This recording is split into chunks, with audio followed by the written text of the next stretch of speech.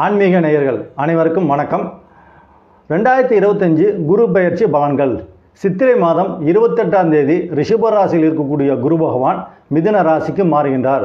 கோச்சார் ரீதியாக குரு பகவான் உங்களுக்கு நன்மையை செய்யணும்னா நீங்கள் பிறந்த ஜென்ம ராசி எதுவோ அந்த ராசியிலேருந்து 2, 5, 7, 9, 11 இந்த ராசியெல்லாம் கிடக்கும்போது குரு பகவான் உங்களுக்கு நன்மை செய்வார்.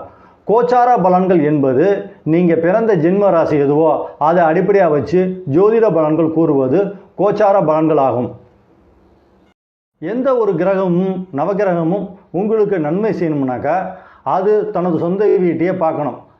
மிதுன ராசியில் இருக்கக்கூடிய குரு பகவான் தனது சொந்த வீடான தனுசு ராசியை பார்ப்பார்.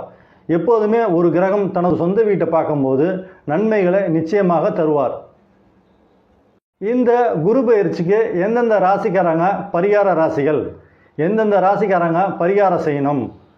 மேஷ ராசி, மிதுன ராசி, கடக ராசி, கன்னி ராசி, விருச்சிக ராசி, மகர ராசி, மீன ராசி.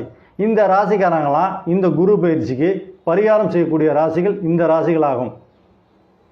2025 இந்த குரு பயிற்சியால் நன்மைகள் அடைய போகும் ராசிகள்: ரிஷப ராசி, சிம்ம ராசி, துலாம் ராசி, தனுசு ராசி, கும்பராசி. இந்த ராசிக்காரங்களாம் இந்த குரு பயிற்சியால் நன்மைகள் அடைய போகும் ராசிகள் ஆகும்.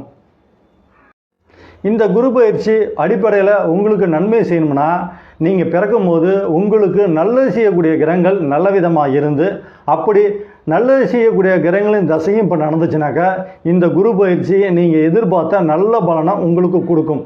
நன்றி.